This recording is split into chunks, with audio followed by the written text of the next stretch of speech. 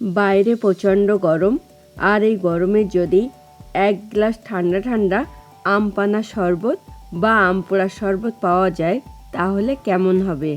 আজকে আমি আপনাদেরকে খুব সহজ পদ্ধতিতে এই আম পানা শরবতটা বানিয়ে দেখাবো, এবং এটা যাতে আপনারা স্টোর করে রেখে গরমের দিনে মন চাইলেই খেতে পারেন সেই পদ্ধতিটাও শেয়ার করব।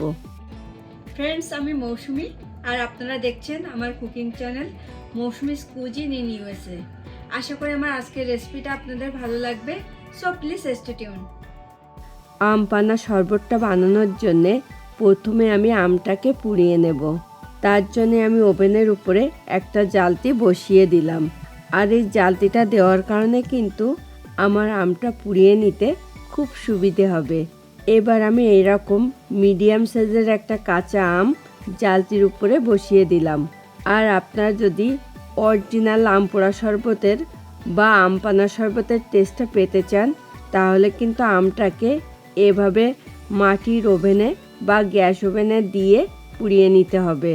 আর আমটাকে সেদ্ধ করে নিলে কিন্তু আম পানা শরবতের অরিজিনাল স্বাদটা পাবেন না। এখন আমি আমটাকে একটু উল্টিয়ে দিচ্ছি যাতে সব পাশই খুব ভালো করে পড়ে। এভাবে করে কিন্তু মাঝে মধ্যে আমটাকে একটু উল্টিয়ে পাল্টিয়ে দিতে হবে। আর আম পানা শরবতের প্রধান বৈশিষ্ট্য হলো কিন্তু স্মোকি ফ্লেভার, আর সেটা আনতে হলে কিন্তু আজকে আমি আম পানা শরবতটা যে পদ্ধতিতে বানাচ্ছি এভাবেই কিন্তু বানাতে হবে। দেখুন, আমি কিন্তু আমটাকে মাঝে মধ্যেই উল্টিয়ে পাল্টিয়ে দিচ্ছি। আমটার চারপাশটা কিন্তু খুব ভালো করে পুড়ে গেছে। এখন আমি আমটাকে ওভেন থেকে তুলে নেব। তারপরে আমি আমটা খুব ভালো করে ঠান্ডা হয়ে গেলে আমের খোসাটাকে ছাড়িয়ে নেব। দেখুন, একটু আগে যে আমটাকে আমি গ্যাস ওভেনে পুড়িয়ে নিলাম সেটার খোসাটাকে খুব ভালো করে ছাড়িয়ে নিয়েছি। এবার আমি একটা গ্রেটার দিয়ে আমটাকে গ্রেট করে নিচ্ছি। তবে সেক্ষেত্রে কিন্তু অবশ্যই গ্রেটারের ছোট ছিদ্র অংশটাই ব্যবহার করতে হবে। আর এভাবে করে আমটাকে গ্রেট করে নিলে কিন্তু আমের পাল্পের ভেতরে কোনো লাম্পস থাকার চান্স একদমই থাকবে না। তবে আপনারা চাইলে কিন্তু আমটাকে এভাবে গ্রেট না করেও ছোট টুকরো করে কেটে নিয়ে ব্লেন্ডারে দিয়েও ব্লেন্ড করে নিতে পারেন। আর এই কাঁচা আমের পাল্পটাকে কিন্তু আপনারা চাইলে একটা এয়ারটাইট জারে ভরে নর্মাল ফ্রিজে 10 দিন মতো এবং ডিপ ফ্রিজে 1 মাস মতো স্টোর করে রাখতে পারবেন। তাই যখনই আম পানা শরবতটা খেতে মন চাইবে ঠিক তখনই কিন্তু আপনারা ঝটপট বানিয়ে ফেলতে পারবেন। দেখুন, এই পর্যায়ে আমটাকে কিন্তু আমার গ্রেট করে নেওয়া কমপ্লিট। আম পানা শরবতের পারফেক্ট স্বাদটা আনতে হলে কিন্তু একটা ভাজা মশলা লাগবে। তার জন্য আমি একটা টেম্পারিং প্যানে দিয়ে দিলাম 1 টিস্পুন গোটা জিরে। এখন আমি জিরেটাকে শুকনো খোলায় ততক্ষণ পর্যন্ত ফ্রাই করব যতক্ষণে এটা দিয়ে খুব সুন্দর একটা স্মেল বেরোবে। তবে খেয়াল রাখতে হবে জিরেটা যেন আবার পুড়ে না যায়। যদি পুড়ে যায় সেক্ষেত্রে কিন্তু আম পানা শরবতটা খেতে তেতো হয়ে যাবে। অলরেডি এটা দিয়ে কিন্তু খুব সুন্দর একটা স্মেল বেরোচ্ছে। এখন আমাকে কিন্তু ওয়েট করতে হবে এটা হালকা একটু ঠান্ডা হওয়ার জন্যে। তারপরে আমি এটাকে গুঁড়ো করে নেব। এখন আমি ভাজা জিরেটাকে একটা মটারের ভেতরে নিয়ে এভাবে গুঁড়ো করে নিচ্ছি। তবে আপনারা চাইলে কিন্তু এই কাজটা শিলে বেটে বা ব্লেন্ডারে দিয়েও গুঁড়ো করে নিতে পারেন। এই পর্যায়ে এটাকে কিন্তু আমার গুঁড়ো করে নেওয়া কমপ্লিট। আমি আগে থেকে যে আমের পাল্পটা রেডি করে রেখেছিলাম সেটার ভেতরে দিয়ে দিচ্ছি হাফ লেমন জুস। এরপরে আমি এখানে অ্যাড করছি হাফ টিস্পুন সাদা গোলমরিচের গুঁড়ো। আর আমি আগে থেকে যে ভাজা জিরের গুঁড়োটা রেডি করেছিলাম সেখান থেকে হাফ টিস্পুন মতো ভাজা জিরের গুঁড়ো দিয়ে দিচ্ছি। আর বাকি ভাজা জিরের গুঁড়োটা আমি একটা এয়ারটাইট জারে ভরে 3 মাসের জন্য স্টোর করে রাখবো।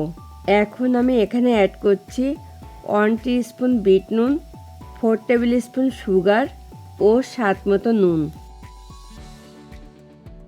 এরপরে আমি এখানে পরিমাণ মতো চিল ওয়াটার অ্যাড করে একটা হ্যান্ড ব্লেন্ডার দিয়ে খুব ভালো করে সব কিছুকে ব্লেন্ড করে নিচ্ছি। আরেকটা কথা, অনেকেই কিন্তু আম পানা শরবতে একটু কাঁচা লঙ্কা পেস্ট অ্যাড করতে পছন্দ করেন। সেক্ষেত্রে কিন্তু সাদা গোলমরিচের গুঁড়োর পরিমাণটা কম অ্যাড করতে হবে। দেখুন এ পর্যায়ে কিন্তু আমার খুব ভালো করে ব্লেন্ড করে নেওয়া কমপ্লিট।